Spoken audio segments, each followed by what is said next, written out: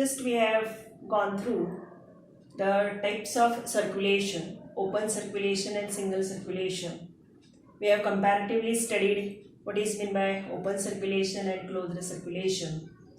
Now closed circulation is of again two types, single circulation and double circulation. Now we have to study one by one what is meant by single circulation and what is meant by double circulation. Now in single circulation, the blood passes through heart once, only once. Blood passes through heart only once during each cycle is known as single circulation. Whereas in double circulation, blood passes through heart twice.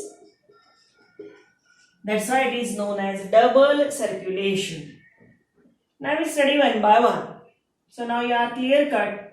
In single circulation, the blood passes through heart only once. Hence, the name is given single circulation.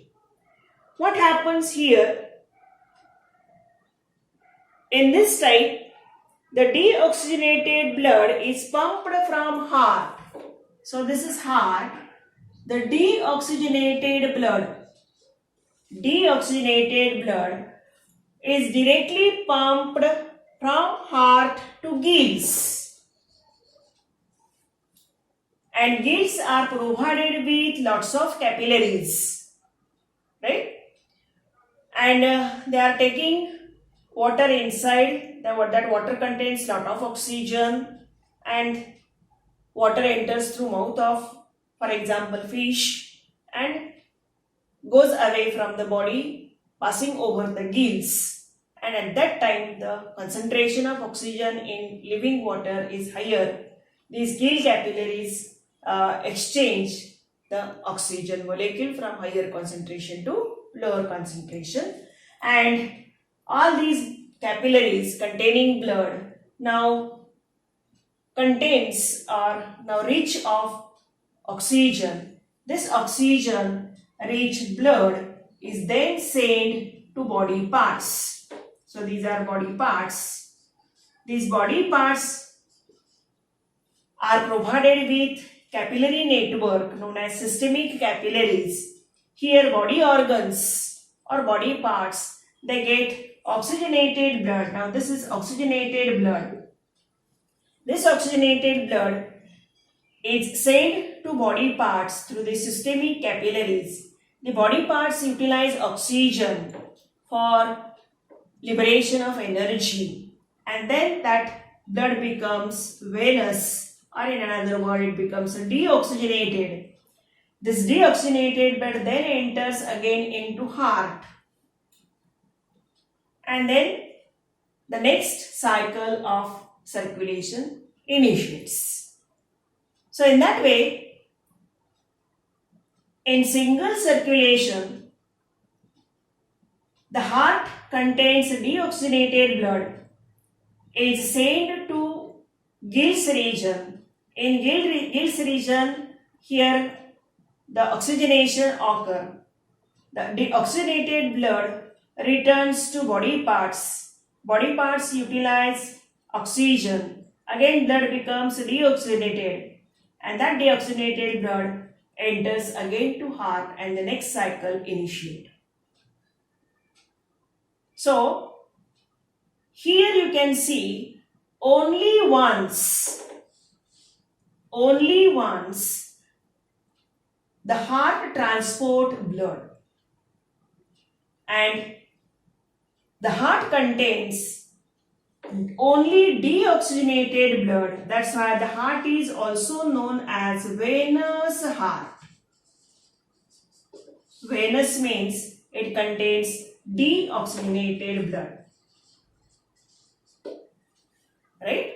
And in that way, heart pumps blood only once, and the type of that blood is deoxygenated, hence that heart is known as venous heart, and due to which that type of circulation is known as single circulation. The best example is fish. Clear? Now what is meant by double circulation? In double circulation, we can define as in this type of circulation, blood is pumped through heart twice. Blood is pumped through heart twice. That means through pulmonary circulation and through systemic circulation. Hence, that kind of circulation is known as double circulation. How it occurs? See, suppose that this is heart. In higher animals, heart is four-chambered, having right auricle, right ventricle, left auricle, left ventricle. So these are auricles or atrium, these are ventricles of heart, for example, human being. Now in this case, during pulmonary circulation, what happens? The heart here receives deoxygenated blood present in right auricle. Then that right auricle send that blood to respective ventricle in this way through valves. From right ventricle, this deoxygenated blood goes to lungs through pulmonary arteries. So this is a deoxygenated kind of blood. The deoxygenated blood from right auricle goes to right ventricle through these valves. Then this deoxygenated blood sent to lungs via pulmonary arteries. Inside the lungs, just we have complete respiration topic. How the exchange of gases occur at alveolar level, that is transport of oxygen and transport of CO2, we have studied in detail. So inside the lungs, the exchange of gas takes place, oxygenation takes place. This pulmonary veins now transport oxygenated blood to left auricle. That means again the blood enters into the left part of heart, right? So in that way, this right part of heart containing deoxygenated blood, sending that deoxygenated blood to lungs and back again to heart, that circuit of circulation is known as pulmonary circulation. Clear? Now when blood returns, oxygenated blood returns to left auricle, then it sends to left ventricle of heart through respective valves. From left ventricle through systemic aorta, this oxygenated blood sent to dorsal aorta, and from dorsal aorta it sends to body organs. Now here body organs, that means tissues and cells, get oxygen and gets oxygen, and they utilize oxygen and blood becomes now deoxygenated, impure, deoxygenated. This deoxygenated blood again by superior and inferior vena cava sent to right auricle, right? So in that way, this circuit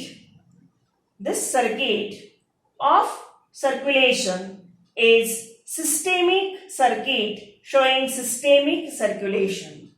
In systemic circuit, blood from left auricle goes to left ventricle, from left ventricle goes to dorsal aorta, this is oxygenated blood. From dorsal aorta, this oxygenated blood goes to body organs. Body organs, that means tissues and cells, utilize oxygen. It becomes deoxygenated. Then it sends to superior and inferior vena cava. Via this superior vena cava, it again back returns to heart.